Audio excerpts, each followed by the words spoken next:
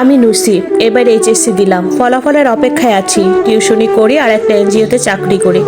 বাবা নেই, বাবা মারা গেছে আমি অষ্টম শ্রেণীতে থাকতে।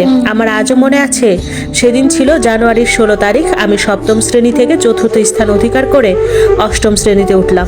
বলাই তো হলো না আপনাদের, আমরা দুই বোন, আমি বড় আর আমার ছোট একটা বোন আছে। সে যখন তৃতীয় শ্রেণী থেকে প্রথম হয়ে চতুর্থ শ্রেণীতে উঠলো, বাবা তখন আমার বোনের রেজাল্ট দেখে খুব খুশি হলো আর আমাকে বললো, এটা কি রেজাল্ট করলি? সেদিন বাবা ওকে 40 টাকা দামের কোন আইসক্রিম খাওয়ালো, আমাকে দিল না, কারণ আমার রেজাল্ট প্রথম আসেনি তাই। কিন্তু পরের দিন আমাকেও দিল। খুব বেশি সময় না, 2014-এর কথা। তখন আমাদের কাছে 40 টাকার কোন আইসক্রিম ছিল খুবই প্রিয় আর খুবই দামি কিছু।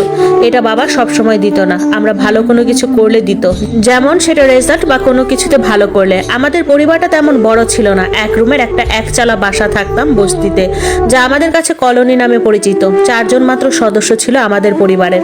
তেমন বিলাসিতা ছিল না, তেমন কোনো ফার্নিচার বা কোনো দামি কাপড় চোপড়ও ছিল না, মধ্যবিত্ত ছিলাম। কিন্তু অভাব ছিল না, খুব ভালো খেতাম। আমাদের কাছে ভালো বলতে মাছ ভাত সবজি খাবার। বাবা সব সময় 2 হাত ভর্তি বাজার করে আনতো আর কমলা আম এগুলো বেশি কিনতো, অন্য ফল তেমন কিনতো না। বাবা সারাদিন বাসায় থাকতো আর ফোনে কথা বলতো। বাবাকে বাজার ছাড়া তেমন কোনো কাজে যেতে দেখতাম না। বাবা ছিলেন খুব সচেতন মানুষ, শিক্ষিত আর খুব গম্ভীর টাইপের। আমরা বাবাকে খুব ভয় পেতাম। আবার বাবার কাছে আমাদের যত আবদার ছিল, মাও আমাদের খুব ভালোবাসতো, আদর করতো, তবে সেটা পড়ালেখা ঠিক রাখলে, তাছাড়া আর কিছুই না।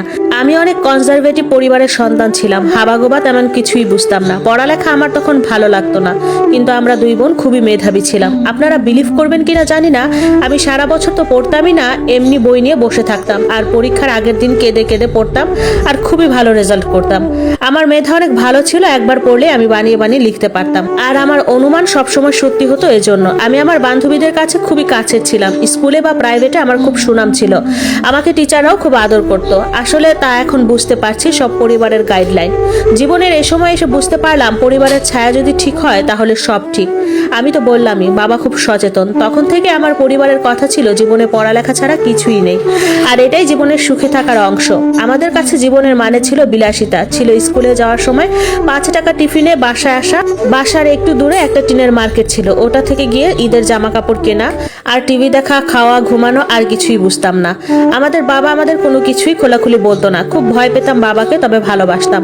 আমাদের নানার বাড়ি, ওটাই আমাদের একমাত্র বেড়াতে যাওয়ার ঠিকানা ছিল। আমাদের কোনো দাদার বাড়ি ছিল কিনা তখন জানতামই না, আর জিজ্ঞাসা করতাম না, ভয় পেতাম।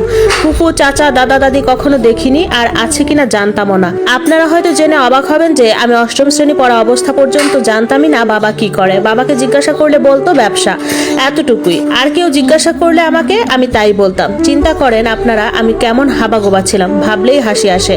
আমি তখন কখনো কোনো রেস্টুরেন্টে যাইনি, কখনো মাইক্রোতেও চড়িনি, শুধু নানু বাড়ি যেতাম বাসে করে, আর কোথাও গেলে রিক্সা, সিএনজি।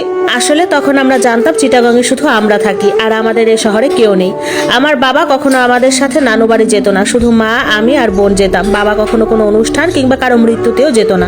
সবাই জিজ্ঞাসা করলে মা তা কৌশলে এড়িয়ে যেত। আমার নানা বাড়িও তেমন পয়সাওয়ালা ছিল না, আমরা গেলে মা বাজারের টাকা দিত, নানুদের তা দিয়ে বাজার করতো আর আমরা তা খেতাম। কয়েকদিন থাকতাম, আবার বাসায় চলে আসতাম।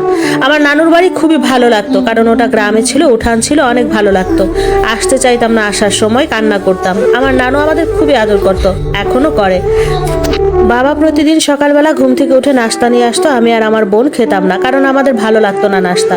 আর এখন খেতে ইচ্ছা করলেও খেতে পারি না। মাছ খেতাম না আমরা, ঘৃণা লাগতো, আর এখন মাছ কখন খাইছি ভুলেই গেছি। ও আর একটা কথা বলা হলো না, বাবা মাঝে বাহির থেকে এসে কতগুলো ছোট ছোট কাগজ পড়তো, তা আমাদের ধরতে দিত না, আর তাতে আরবি লেখা থাকতো, সাপ কিংবা পুতুলের ছবি থাকতো, আর তার গায়ে আরবি লেখা থাকতো, আর বাবা তা পড়তো। একদিন মায়ের কাছ থেকে শুনলাম এটার নাম তাবিজ।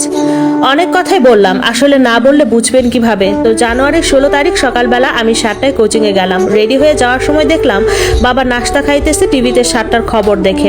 আমি সেদিন সকালে বাবার সাথে কোনো কথা বলিনি, কারণ সেদিন কোচিং এ যেতে দেরি হয়ে যাইতেছিল। মা বাইরে পালং শাক কুটতেছিল, শীতকাল, তখন মায়ের থেকে বাহিরে শীত লাগতেছিল, তাই মা রুমে এসে বাবার পাশে শাক কুটতে বসলো। আমি বেরিয়ে গেলাম। সেদিন কোচিং এ স্যার আসেনি, তো আমি আর আমার বাকি সহপাঠীরা কতক্ষণ স্যারের জন্য অপেক্ষা করে বাসায় চলে আসলাম।